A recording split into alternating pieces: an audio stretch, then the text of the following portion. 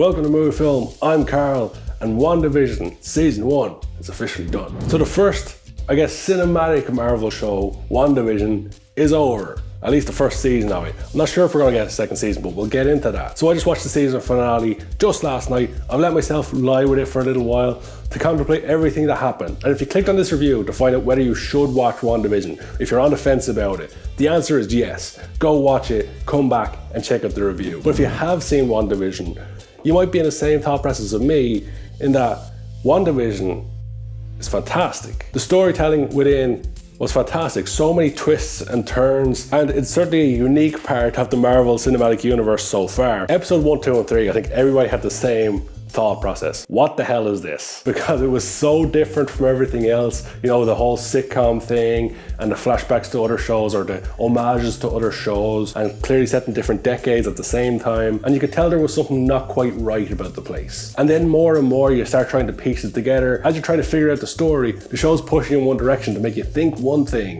and then they completely go 180 and go another way with it. And it's done really well. It's not too cheesy. It's got its cheesy moments, of course, but it's not too cheesy. And it also expands on two characters that perhaps didn't have a huge backstory in the Marvel Cinematic Universe so far. While they've been prominent in some of the movies, now we've got an expanded view of Scarlet Witch and Vision. And it's also opened up a lot of doors going forward as well. Some of the moments I loved in the series, of course you got the first 3 or 4 episodes set as sitcom. That was enjoyable in itself, and the style of it and everything, fantastic. The whole thing with the babies and all that was kind of weird and rushed and seemed weird.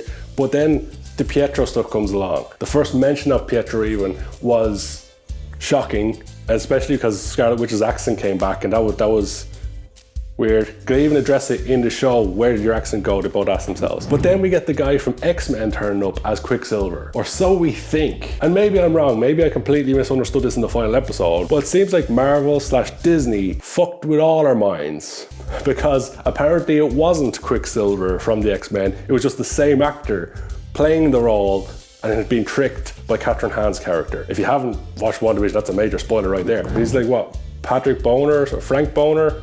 Something like that. Ralph Boner, I think it was. Something like that was his actual name. And it turns out he wasn't Quicksilver and didn't have powers. He was just being manipulated by Catherine Hahn in Wanda's world. But when Pietro turned up at the end of one of the episodes, that made me sit up and take notice and go, wow, they're finally integrating X-Men and the Avengers, because of course Disney own all that now. And then it got my mind racing as to what was actually going on, because it did seem like Wanda wasn't fully in control at this point. And it made me wonder if someone else was in control. But I never thought it was Catherine Hahn's character. I thought it might have been someone from the X-Men universe, and I think Agatha Harkness is from the X-Men universe. I'm not 100% sure on my comic book knowledge, forgive me for that one. But my initial thought, it was perhaps someone like Magneto, or someone taking advantage of Charles Xavier like they have in previous movies, forcing him to do things he doesn't want to do, and maybe he was controlling Wanda somehow, and that was going to be integration of X-Men coming in somehow, where a villain from the X-Men, like one of the big villains from the X-Men, was the one controlling Wanda, and she didn't realize she was being controlled. I thought maybe that was it. Obviously it wasn't. Marvel did such a good job in so many aspects, and then it turns out the whole X-Men thing was just a tease all along. I fully expect when they integrate X-Men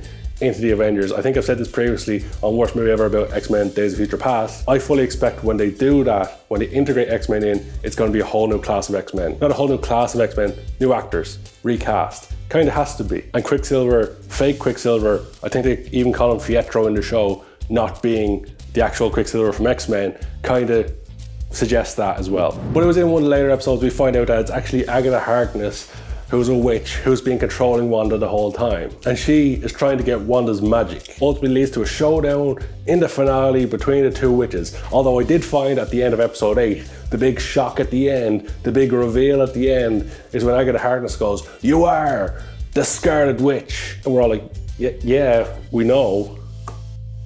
Not really a revelation. But we get into episode 9, the finale. And I often think that a finale is the make or break of any TV show. And we've seen that plenty of times down the years. And whether WandaVision gets a season 2 is still up in the air. I'm sure we'll find out eventually. But the finale for me was fantastic. It had so much in it. The main thing I loved is the emotion they got into it for like a superhero thing. The connection between Vision and Wanda, it was always there, but they expanded on it even more. And the part where they say, we've said goodbye before, so we'll say hello again, something to that effect. For me, that was some fantastic writing, some great lines there, very good emotion from the two actors, and that was a standout point. But as well, I guess fake Vision, or Wanda's dream version of Vision, fixed real Vision, it seems. And I fully expected at the end, when Wanda's world faded away and she was left on the plot of her land, I was fully expecting the other Vision to drop down behind her, slowly just reveal behind her and say hello at the end, maybe being the like post-credits sequence, but obviously that didn't happen. But there was 2 post-credits sequences to the finale if you missed them, because I'm sure some people did miss the second one. Everyone obviously knows to look for them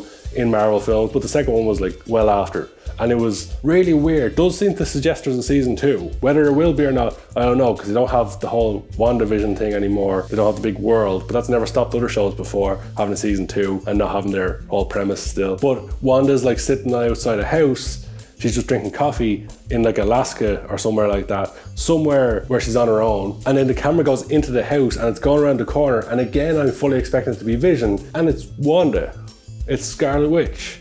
And she's like using magic and reading a book while Wanda's outside, which leads to so many questions like, is Scarlet Witch her own entity now? Is there split personalities within Wanda? There's so many questions still to be answered. And then Scarlet Witch in that scene also heard her kids call out to her, suggesting they're still alive in some shape or form. So there's still questions to be answered within WandaVision. But for me, for a 9-episode series, for the start to Marvel's TV shows, now Marvel have had TV shows before, Agents of S.H.I.E.L.D. and all that, and let's be honest, they were kind of crappy, especially by comparison to the more cinematic stuff like WandaVision. Based on how good WandaVision was, I'm now really looking forward to Falcon and the Winter Soldier, which only comes out in a couple of weeks, not too long to wait. And then just after that, we're going to get Loki, and I'm really looking forward to that one. But I'd love to talk to people in the comments about this show. What did you think of WandaVision? Did you enjoy it as much as I did?